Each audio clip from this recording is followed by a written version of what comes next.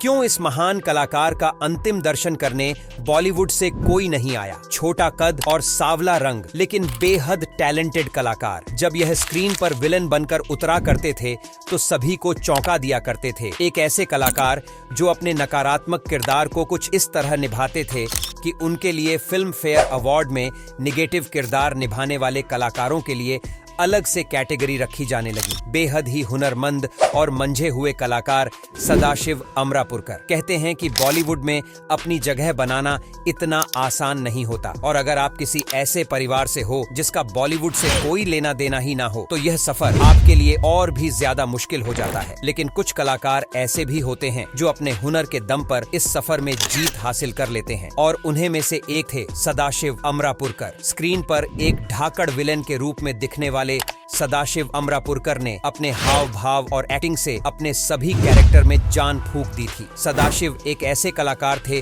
जिन्होंने अपने दौर में विलेन की परिभाषा को ही बदल दिया था, और उन्होंने एक से एक आइकॉनिक किरदार बॉलीवुड को दिए हैं। अपनी शानदार डायलॉग डिलीवरी और एक्सप्रेशन से वह देखने वालों के अंदर खौफ पैदा कर देते थे। सदाशिव अमरापुरकर का जन्म 11 मई 1950 को महाराष्ट्र में हुआ था। उनका असली नाम गणेश कुमार नरबोड़े था। मूल रूप से यह अहमदनगर के रहने वाले थे। सदाशिव अमरापुरकर के पिता एक ऑटो ड्राइवर थे। अपनी स्कूलिंग के दौरान उन्हें स्पोर्ट्स में काफी दिलचस्पी थी, लेकिन जब वह कॉलेज में आए तो उनकी रुचि एक्टिंग में होने लगी। कहा जाता है कि अपने कॉलेज में एक प्ले में उन्होंने एक हत्यारे की भूमिका निभाई थी, और इस भूमिका के लिए उनकी काफी तारीफ की गई थी और उन्होंने प्रथम पुरस्कार भी जीता था। इस तरह से सदाशिव का रुझान अभिनव की तरफ होने लगा। कॉलेज के साथ साथ उन्होंने थिएटर भी शुरू कर दिया था और थिएटर से जुड़कर काम करने लगे थे। ऐसा कहा जाता है कि शुरुआती दिनों में अमरापुरकर की कोई नियमित कमाई नहीं थी। वह बस प्लेस में काम करके ही खुश थे। लेकिन कुछ ऐसा हुआ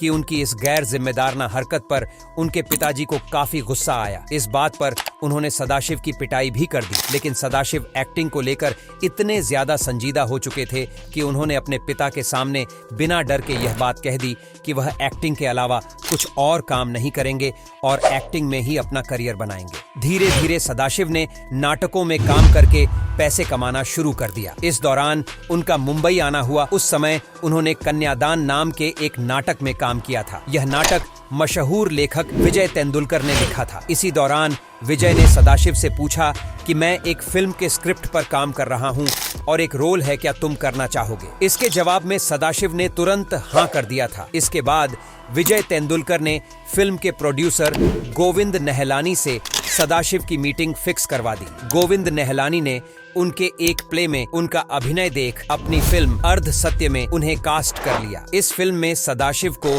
रामा शेट्टी का किरदार मिला था। इस फिल्म में बहुत ही मंझे हुए कलाकार थे, जैसे कि ओम पुरी साहब और अमरीश पुरी साहब आदि। एक इंटरव्यू में ओम पुरी ने यह तक कह दिया था कि भले ही मैं पुलिस वाले की किरदार में था, लेकिन सदाशिव की एक्टिंग देखकर मुझे जलन होने लगी थी। उन्होंने सदाशिव के किरदार को अपने किरदार के ऊपर हावी पाया। अपनी पहली फिल्म के बाद सदाशिव को गेस्ट सपोर्टिंग एक्टर का फिल्म फेयर अवार्ड भी मिला था। उनकी पहली फिल्म किसी सौगात से कम नहीं थी। अपनी पहली फिल्म से ही उन्होंने फिल्म जगत को बता दिया था कि वह बॉलीवुड में एक लंबी पारी खेलने के लिए आए हैं। इसके बाद उनका फिल्मी सफर निकल पड़ा। आगे चलकर उन्हें तेरी मेहरबानियां और आखिरी रास्ता जैसी फिल्में हाथ लगी। आखिरी रास्ता में तो उन्होंने मिनिस्टर चतुर्वेदी का ऐसा किरदार निभाया था कि इसे देखने वालों ने उन्हें बहुत कोसा था। सदाशिव जैसे कि एक्टिंग करने के लिए ही बने थे, उन्हें किरदारों में जान फूंकने के लिए ज्यादा मेहनत करने की जरूरत नहीं पड़ती थी। अपनी आंखों के इशारे और बॉडी लैंग्वेज से ही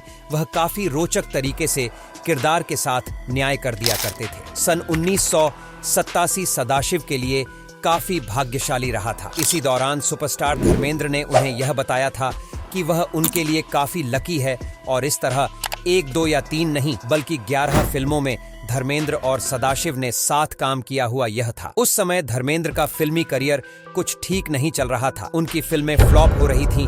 तभी फिल्म आई हुकूमत। इसमें काफी समय बाद धर्मेंद्र का जलवा बॉक्स ऑफिस पर बिखरा था। साल 1987 की यह सबसे ज्यादा कमाई करने वाली फिल्म बन गई थी। आगे चलकर सदाशिव ने श्याम बेनेगल की टीवी सीरीज भारत एक खोज में भी काम किया। इस सीरीज में उन्होंने महात्मा ज्योतिराज फूल जी का किरदार निभाया था। उन्होंने राज से स्वराज नाम की टीवी सीरीज में भी काम किया। जिसमें उन्हें बाल गंगाधर तिलक का किरदार मिला था। इन सभी किरदारों में शानदार एक्टिंग के लिए उनकी काफी तारीफ की गई थी।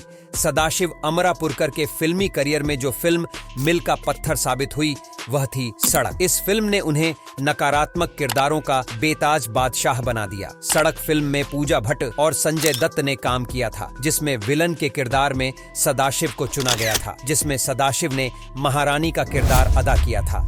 यह किरदार अपने आप में ही बहुत दमदार था। यह एक ट्रांसजेंडर का किरदार था जो कि कोठा चलाता था और गुनाहों का बेताज बादशाह भी था। महेश भट्ट को इस दमदार रोल के लिए एक बेहतरीन एक्टर की तलाश थी और उनकी तलाश सदाशिव पर आकर खत्म हुई। किसी ने महेश भट्ट को सदाशिव का नाम सुझाया था।